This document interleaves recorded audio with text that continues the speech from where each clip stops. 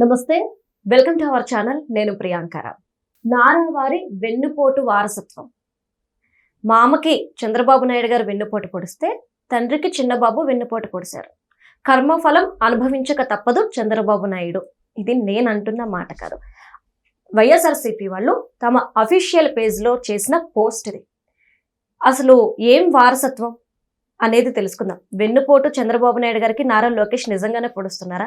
అసలు ఈ ట్వీట్ వెనుక కారణం ఏంటి అనేది మాట్లాడుకుందాం. మనతో మాట్లాడడానికి ప్రముఖ పొలిటికల్ అనలిస్ట్ అప్పసాని రాజేష్ గారు ఉన్నారు. ఆయనతో మాట్లాడదాం. నమస్కారం సార్. నమస్కారం సార్, వైఎస్ఆర్సీపీ వాళ్ళు అఫీషియల్లో ఒక పోస్ట్ పెట్టారు.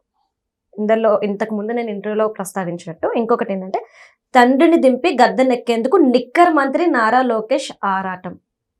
లండన్ టూర్ అందుకేనా టీడీపీలో గుసగుసలు. వెన్నుపోటు బాబుకి చిన్నబాబు వెన్నుపోటు. అసలు నిక్కర్ మంత్రి ఏంటి సార్? ఇప్పుడు వైసీపీ పార్టీ తన అఫీషియల్లో గతంలో రాష్ట్ర ముఖ్యమంత్రి చంద్రబాబు నాయుడు గారిని, ఉప ముఖ్యమంత్రి పవన్ కళ్యాణ్ గారిని, IT and HRD minister Nara Lokesh గారి ఫోటోలు మార్ఫింగ్ చేస్తూ వాళ్ళు కొంచెం వ్యంగ్యంగా అవహేళన చేస్తూ పోస్టులు పెడతా ఉన్నారు. అయితే ఇవాళ మార్ఫింగ్ ఫోటోల సంస్కృతిని వైసీపీ పార్టీ 2019 నుంచి 24 వరకు కొనసాగించింది. ఈ రోజు కూడా దాన్నే కొనసాగిస్తూ ఉన్నారు.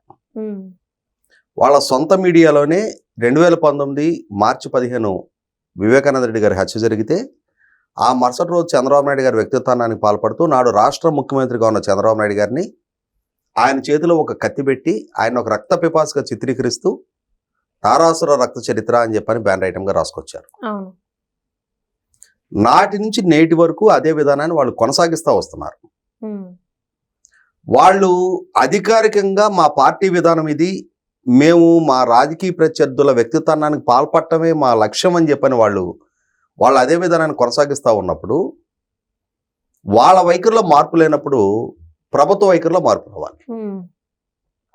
ఆ రోజు ఒక హత్య కేసు వాస్తవాలను వక్రీకరిస్తూ రాష్ట్ర ముఖ్యమంత్రి వ్యక్తిత్వానికి పాల్పడే బ్యానర్ ఐటమ్ వాళ్ళు ప్రచురించినందుకు నాడు సాక్షిని కనుక చంద్రబాబు నాయుడు గారు అకౌంటబుల్ చేస్తున్నట్టయితే, ఏ సాక్ష్యాధారాలతో ఇవాళ వివేకానంద రెడ్డి హత్యకి నన్ను బాధ్యుని చేస్తూ మీరు కథనం రాశారో నాకు ప్రభుత్వ పరంగా వివరణ ఇవ్వండి, ప్రభుత్వానికి వివరణ ఇవ్వండి అని కనుక ఆ రోజు చంద్రబాబు నాయుడు గారి ప్రభుత్వం సాక్షి మీద కనుక చర్యలకి సాహసించున్నట్టయితే, ఆ కథనాలు రాసిన వాళ్ళని, రాయించిన వాళ్ళని ఆ కథనానికి అకౌంటబుల్ చేస్తున్నట్టయితే, 1,000 కోట్లకు పరువు నష్టం దాఖలు చేస్తున్నట్టయితే, ఇటువంటి కథనాలు రాస్తే, ఇటువంటి మార్ఫింగ్ ఫోటోల సంస్కృతిని పెంచి పోషిస్తే ఎదురుగాబోయే కాన్సిక్వెన్సెస్ ఏంటనేది వాళ్ళకి రుచి చూపించినట్టుండేది. కానీ అలా చూపించకుండా వదిలేస్తున్న పర్యవసానం నాటి నుంచి నేటి వరకు అదే వైఖరి వైసీపీ పార్టీ, వైసీపీ నాయకత్వం, వాళ్ళ సోషల్ మీడియా, వాళ్ళ సొంత మీడియా దాన్నే కొనసాగిస్తూ వస్తున్నారు. జగన్మోహన్ రెడ్డి గారికి ఎక్కడలేని ఎలివేషన్ ఇవ్వటం, జగన్మోహన్ రెడ్డి గారి రాజకీయ ప్రత్యర్థుల వ్యక్తిత్వానికి పాల్పడటం, జగన్మోహన్ రెడ్డి గారి రాజకీయ ప్రత్యర్థులని వ్యక్తిత్వానికి పాల్పడే క్రమంలో జగన్మోహన్ రెడ్డి గారి రాజకీయ ఎజెండాను అమలుపరచడంలో భాగంగా తప్పుడు కథనాలు, అసత్యాలతో వండివార్చిన వార్తలతోటి వాళ్ళు వాళ్ళ సొంత మీడియాలో, ఆఖరికి ఇప్పుడు మీరు ప్రస్తావించిన వాళ్ళ పార్టీ అఫీషియల్ సోషల్ మీడియా హ్యాండిల్స్లో, పేజెస్లో కూడా అవే కొనసాగిస్తూ వస్తున్నారు. సాక్షాత్తు రాష్ట్ర విద్యా అండ్ ఐటీ మినిస్టర్ను ఉద్దేశించి నిక్కర్ మంత్రి అని వాళ్ళ అఫీషియల్లో ఆ విధంగా లోకేష్ మార్ఫింగ్ ఫోటోలతోటి మళ్ళీ లోకేష్ చేతిలో ఒక కత్తి పెట్టి తన తండ్రి రాష్ట్ర ముఖ్యమంత్రిగా ఉన్న చంద్రబాబు నాయుడు గారికి తాను వెన్నుపోటు పడవబోతున్నట్టుగా కథనాలు రాస్తూ వస్తున్నారు. ఇక్కడ లోకేష్ విదేశీ పర్యటనకు వెళ్ళిన ప్రతి సందర్భంలో ఇదే విధమైన కథనాలు వాళ్ళు రాస్తూ వస్తున్నారు. కానీ కాలం అన్నిటికీ సమాధానం చెప్పుద్ది అని చెప్పని లోకేష్ విదేశీ పర్యటన చేసొచ్చిన ప్రతి సందర్భంలో 1 నెలకో 2 నెలకో రాష్ట్రానికి సంబంధించిన ఒక భారీ పెట్టుబడి ప్రకటన రావడంతో, అరే లోకేష్ అప్పుడు పలానా దేశంలో పర్యటించొచ్చి సాధించుకొచ్చిన పెట్టుబడి ఇది అని చెప్పని రాష్ట్ర ప్రజానీకానికి అర్థమవుతుంది. కానీ ఈలోపే అంటే తను సాధించుకొచ్చిన పెట్టుబడులు, తద్వారా రాష్ట్రంలో కల్పించబోయే ఉపాధి, తద్వారా ఇక్కడ జరిగే అభివృద్ధి, ఇక్కడ జరిగే సంపద సృష్టి, ఇక్కడ ప్రభుత్వానికి వచ్చే ట్యాక్స్ రెవెన్యూస్, వేటిని ప్రజల్లో చర్చనీయాంశం కాకుండా చేయటం కోసం లోకేష్ ఏదో తన తండ్రి నుంచి అధికారాన్ని హస్తగతం చేసుకోవడానికి, తన తండ్రికి తాను వెనుపోటు పడవడానికి సిద్ధపడినట్టుగా, అదే సందర్భంలో చంద్రబాబు నాయుడు గారిని కూడా వెన్నుపోటుదారుడుగా చిత్రీకరిస్తూ, ఇక్కడ గమనించుకోవాల్సింది ఎన్టీ రామారావు గారి నుంచి చంద్రబాబు నాయుడు గారు బలవంతాన దౌర్జన్యంగా కుర్చీలోంచి ఆయన లాగి పడేసి అధికారం హస్తగతం చేసుకోవాలా.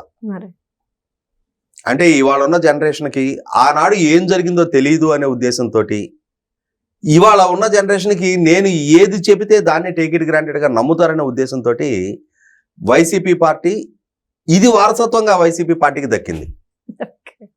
ఆ రోజు వాళ్ళ నాయన రాజశేఖర రెడ్డి, ఆ రోజు ఆయన కూడా చంద్రబాబు నాయుడు గారికి రాజకీయ ప్రత్యర్థిగా కొనసాగిన రోజుల్లో ఆయన కొన్ని పడికట్టు పదాలు సృష్టించాడు. 2 ఎకరాల చంద్రబాబు 2,000 కోట్లు సంపాదించాడు అని చెప్పని, చంద్రబాబు వ్యవసాయం దండగా అన్నాడు అని చెప్పని, చంద్రబాబుకి సింగపూర్లో 7 స్టార్ హోటల్ ఉంది అని చెప్పని, రకరకాల ఆరోపణలు ఆ రోజుల్లో చంద్రబాబు నాయుడు గారు రాజకీయ ప్రత్యర్థిగా ఉన్న రాజశేఖర రెడ్డి చేస్తూ వచ్చేవాడు. ఎప్పుడు ఎక్కడ ఏ సందర్భంలో ఎవరితో చంద్రబాబు నాయుడు గారు వ్యవసాయం దండగా అన్నారు అనే సాక్ష్యాధారాలు ఉండవు. కానీ చంద్రబాబు ఆ స్టేట్మెంట్ ఇచ్చాడు అనేది ప్రజల్ని నమ్మించగలిగాడు. నేను వ్యవసాయాన్ని పండగగా మారుస్తా, చంద్రబాబు వ్యవసాయాన్ని దండగా అన్నాడు అని చెప్పని తనను తాను ఒక రైతు బాంధవుడుగా పోర్ట్రేట్ చేసుకోగలిగాడు, ప్రచారం చేసుకున్నాడు, ఎన్నికల్లో లబ్ధి పొందాడు.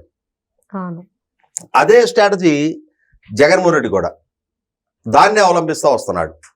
ఆ రోజుల్లో తెలుగుదేశం పార్టీలో జరిగిన నాయకత్వ మార్పిడిని రాజశేఖర రెడ్డి కూడా పదే మామకు వెన్నుపోటు పొడిచాడు అని చెప్పని మాట్లాడేవాడు. ఇక్కడ గమనించుకుంటే కాంగ్రెస్ పార్టీలో రెడ్డి కాంగ్రెస్లో 1978లో నెగ్గిన రాజశేఖర రెడ్డి, తాను నెగ్గిన రెడ్డి కాంగ్రెస్ పార్టీ నుంచి అధికారంలో ఉన్న కాంగ్రెస్ పార్టీలోకి 2 వారాల్లోపు ఫిరాయించి, అలా ఫిరాయించిన పార్టీలో ఆయన 30 సంవత్సరాల వయసుకి మంత్రిగా ఎదిగి, ఆ తర్వాత 2 సార్లు పిసిసి అధ్యక్షుడిగా, ఒకసారి సిఎల్పి లీడర్గా, 2 సార్లు రాష్ట్ర ముఖ్యమంత్రిని చేసిన కాంగ్రెస్ పార్టీలో ఆయన చివరి క్షణం వరకు ఉన్నాడు.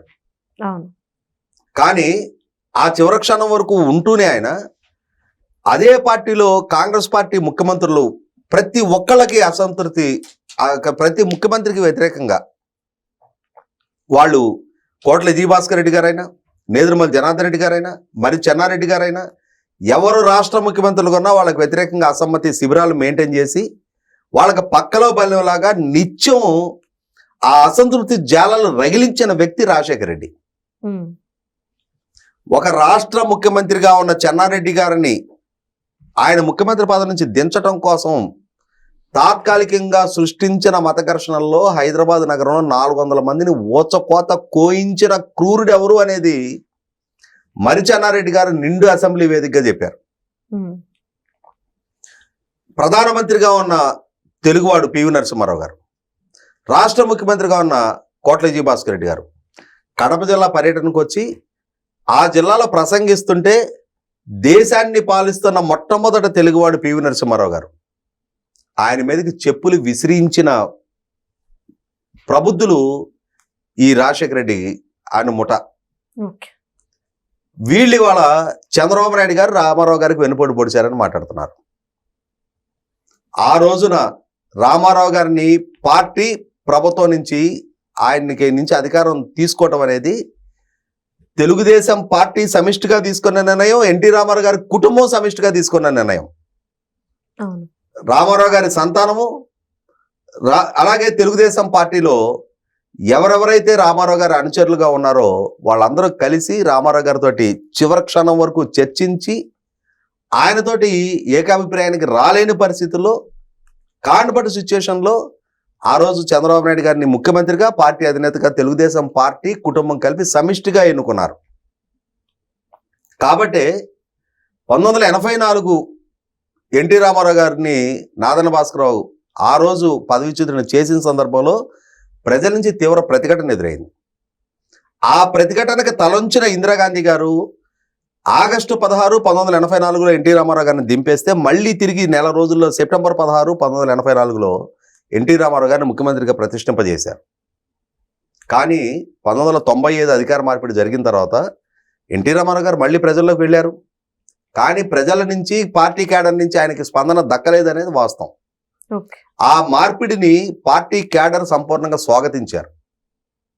దాన్ని వెన్నుపోటు అని చెప్పని ఆ రోజుల్లో రాజశేఖర రెడ్డి మొదలుపెట్టాడు. ఇవాళ జగన్మోహన్ రెడ్డి కొనసాగిస్తూ వస్తున్నాడు.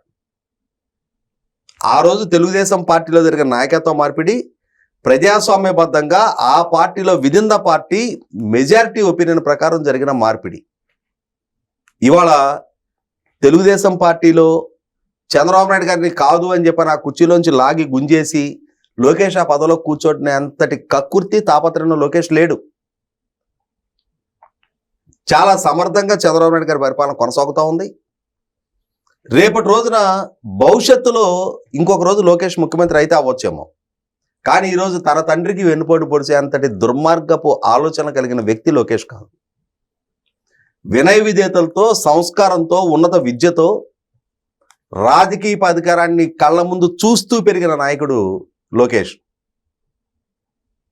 తను పుట్టే నాటికే వాళ్ళ తాత ఈ రాష్ట్రాన్ని పాలిస్తున్న ముఖ్యమంత్రి.